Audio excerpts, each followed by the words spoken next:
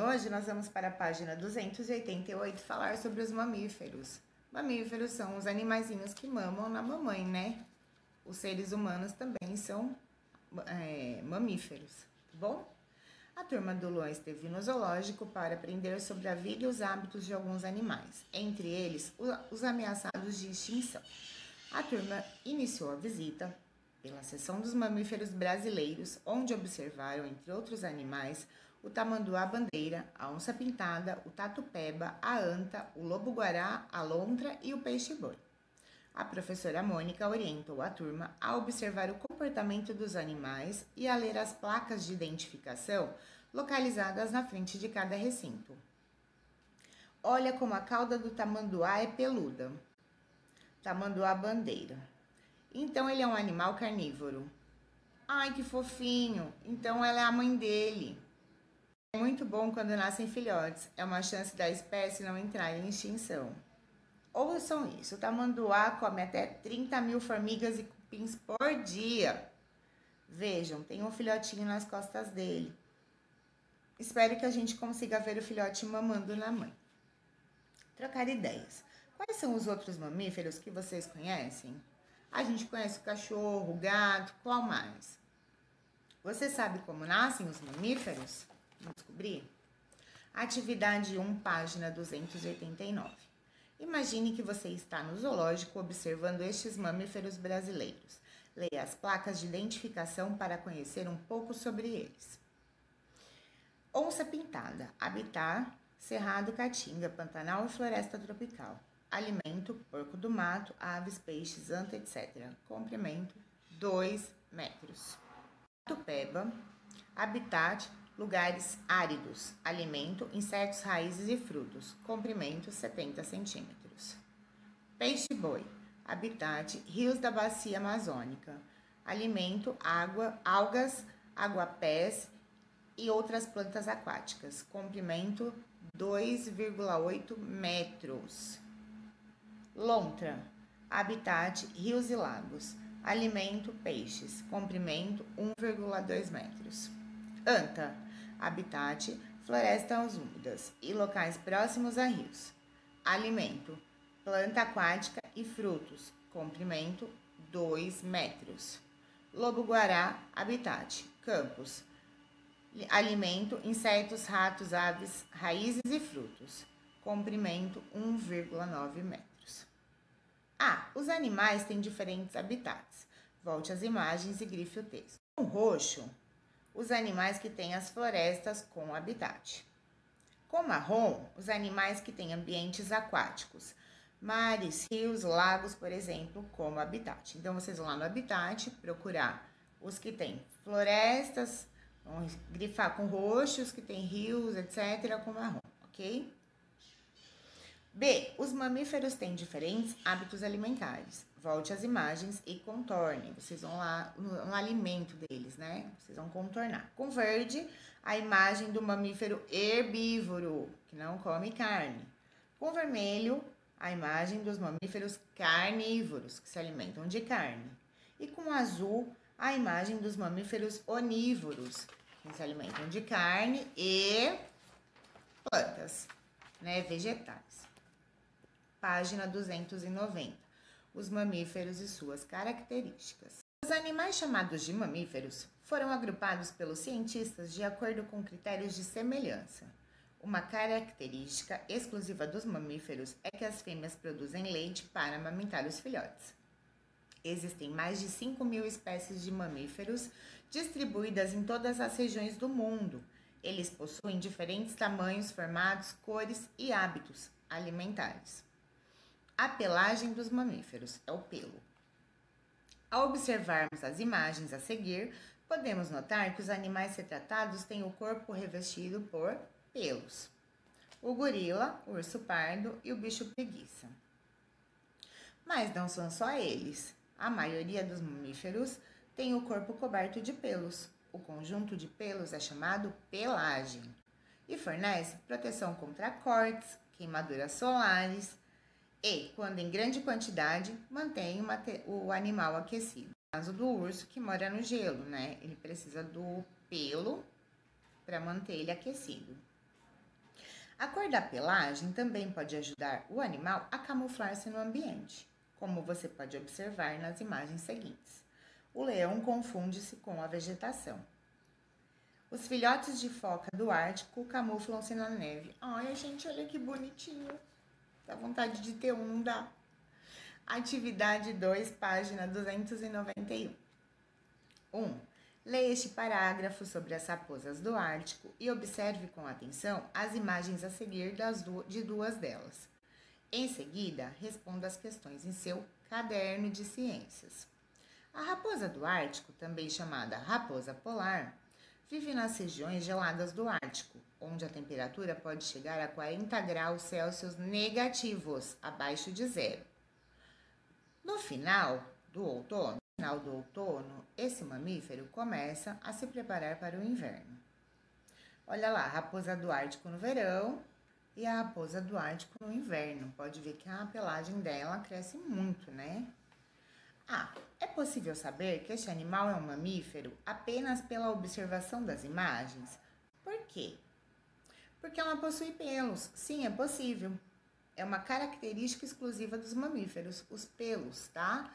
Pode ver que o cachorro tem pelo, o gato tem pelo e etc. B.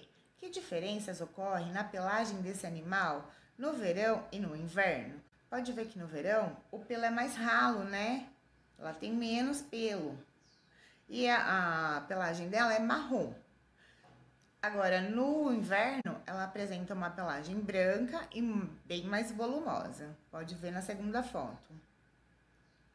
Qual é a importância dessa transformação animal?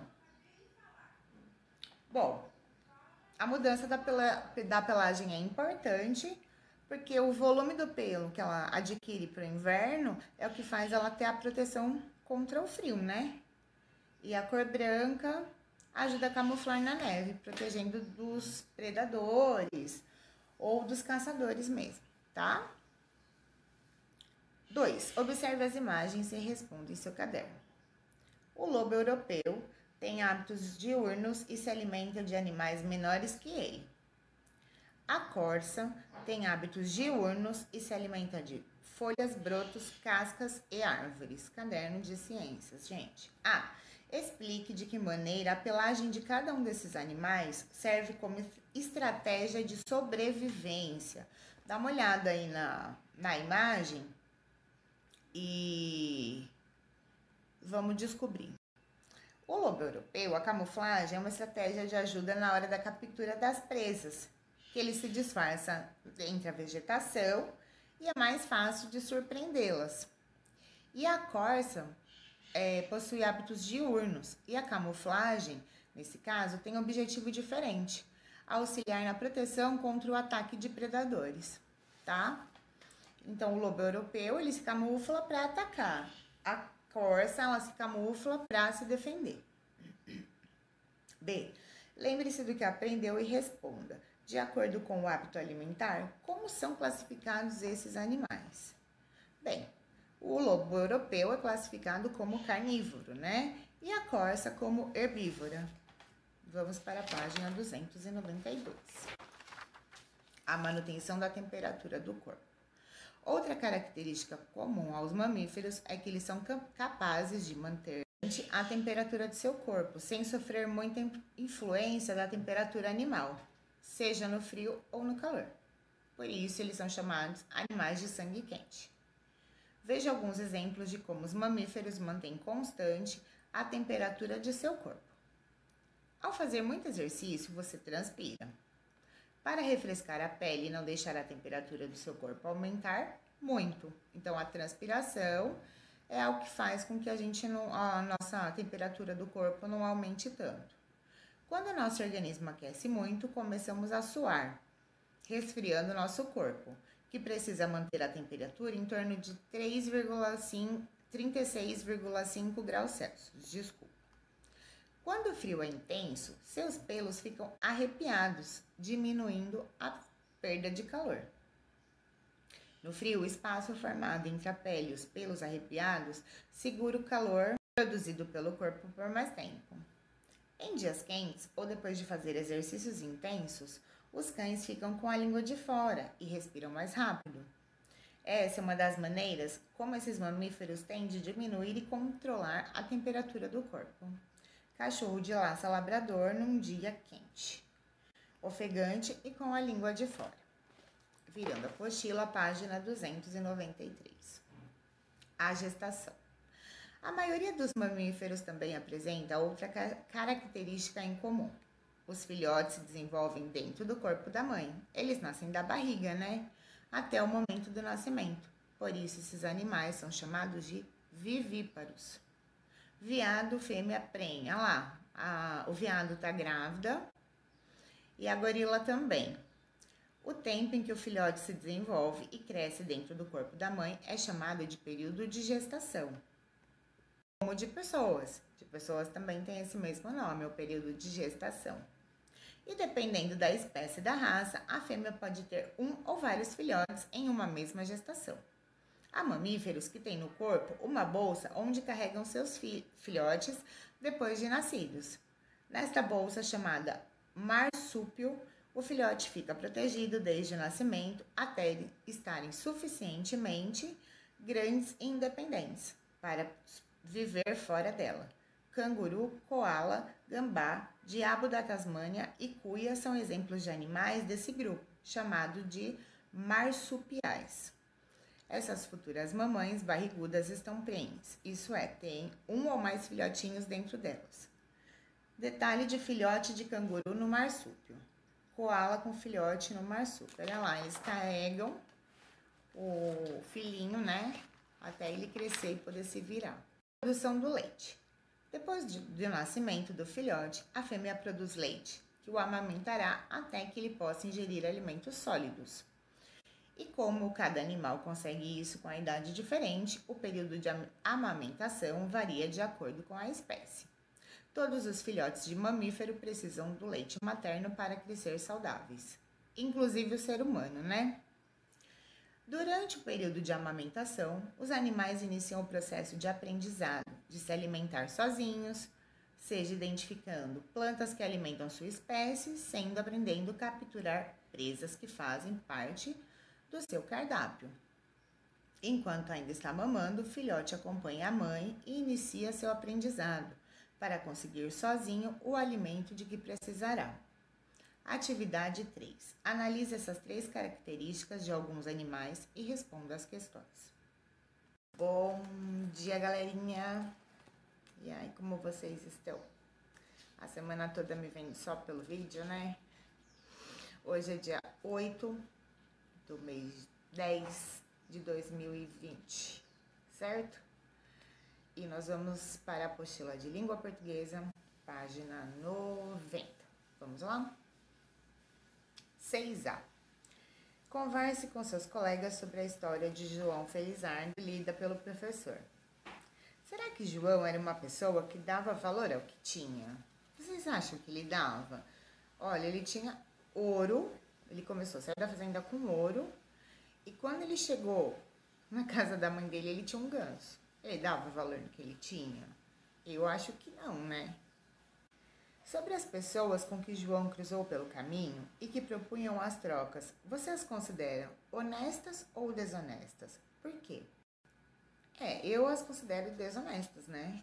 Porque tudo que ele trocava era menos do que ele tinha, né? Que nem ele pegou o cavalo, mas o cavalo valia muito menos do que a quantidade de ouro que ele tinha. Ele pegou a vaca, mas a vaca valia muito menos que o cavalo. E assim foi até o porco, que o ganso valia muito menos do que o porco. Então, toda hora ele foi enganado, né? Então, as pessoas que faziam as trocas eram muito desonestas. João se dizia feliz porque tudo o que queria, ele conseguia. O que você pensa sobre esse comentário dele? Talvez ele não fosse apegado às coisas, né? Ao conhecer a primeira parte da história, você diria que João é uma pessoa ambiciosa? Por quê? Não, porque uma pessoa ambiciosa, ela sempre quer mais. João, todas as trocas que ele fazia, era sempre para menos do que ele já tinha. Então, ele não era uma pessoa ambiciosa. Bom, vamos para a página 91. B. Organize as palavras a seguir em ordem alfabética. Então, nós temos aí 1. Cair, centro, cabeça, centena, cavaleiro, colocar, corre, cimento, cavalo, caminho, contente, camponesa. Vocês estão vendo que é a família do K, Ceci, Cocu, né? Então, vocês vão organizar essas palavras em ordem alfabética. 2. Montar, minhoca, manco, manso, mentir, milagre, mínimo, mesa, mil, manteiga, minha e medo. A mesma coisa, família do M, né? E a 3 é a família do D. Durante, dedicação, dar, depressa, dentes, danado, dormir, drama, dentro, denso, disse e derrubar. Letrinha C. No caderno de língua portuguesa, vocês vão criar uma nova versão para essa história do João Felizardo, que carregou. Ele não vai abrir a mão da barra de ouro que ele recebeu. Pelo contrário, ele levará para sua mãe, né? Para que ela fique orgulhosa pelos 7 anos de trabalho que ele teve. E admirará os bens que cada pessoa que ele encontra pelo caminho tem, tá bom? Não precisa ser um texto muito grande, tá? Um textinho só para expressar a mudança da história. Página 92, 7. Leia o poema a seguir. Minha cama. Um hipopótamo na banheira molha sempre a casa inteira. Água cai e se espalha, molha o chão e a toalha. E o hipopótamo? Nem ligo. Estou lavando o umbigo. E lava e nunca sossega. Esfrega, esfrega, esfrega. A orelha, o peito, o nariz, as costas, a mão e diz: agora vou dormir na lama, pois é lá minha cama. Gente, ele toma banho para dormir na lama. Olha isso. Veja as rimas dessas estrofes. E o hipopótamo? Nem ligo. Estou lavando o umbigo. E lava e nunca sossega. Esfrega, esfrega e esfrega. Pinte os pares de rima dessas 2 estrofes do poema. Use uma cor para cada um deles. Escolha uma cor para mostrar as palavras que se repetem no segundo verso, acentuando a sonoridade do poema. Vamos para a página 93B. Depois de tanto tempo de banheiro e esfregão, o que garante humor no fim do poema? Que ele vai dormir na lama, né, gente? A letrinha C a gente vai pular, tá bom? Vamos para 8. Leia o trecho do poema. A porta. Eu sou feita de madeira, matéria morta. Mas não há coisa no mundo mais viva que uma porta. Eu abro devagarinho para passar o menininho. Eu abro bem com cuidado para passar o namorado. Eu abro bem pra azeiteira para passar a cozinheira. Eu abro de supetão para passar o capitão. Só não abro para essa gente que diz: a mim bem, me importa. Que se uma pessoa é burra como uma porta. Eu sou inteligente. Eu fecho a frente da casa, fecho a frente do quartel, fecho tudo nesse mundo. Só vivo aberta no céu. Sobre o que trata o poema? O poema fala sobre a porta, né? B. Releia a estrofe do poema. Eu abro devagarinho para passar o menininho. Eu abro bem com cuidado para passar o namorado. Eu abro bem pra azeiteira para passar a cozinheira. Eu abro de supetão para passar o capitão. Grife com lápis colorido o par de rimas que se encontra no fim dos versos dessa estrofe. Quais palavras se repetem de forma alternada no início de cada verso? Vocês vão colocar aí qual que é a palavra que ela fica se repetindo no início de cada verso, tá? C. Agora você produzirá um poema com 2 estrofes. Escolha um assunto e liste as palavras relacionadas a ele. Em seguida, procure e anote outras que possam rimar com as que anotou. Depois disso, crie seu poema. Atenção! As estrofes podem ter de 2 a 4 versos cada uma. Se precisar, peça ajuda ao seu professor. Ao final, siga as orientações para a revisão. Eu tenho um aqui que eu vou ler para vocês, mas vocês podem fazer o de vocês mesmos, tá? Em dias de frio, saio de luva. Na chuva, com guarda-chuva. Na primavera, admiro a flor. Mas no verão, ai que calor! Aí vocês podem inventar o de vocês. Vamos lá para a página 95,9. Leia. Nossa língua. Temos a música no falar, falamos com vontade, gosto e prazer. Não falamos nem conversamos na verdade. Curtimos o som das palavras, cada lugar do país, um jeito de falar. O resto do mundo que nos ouça. A.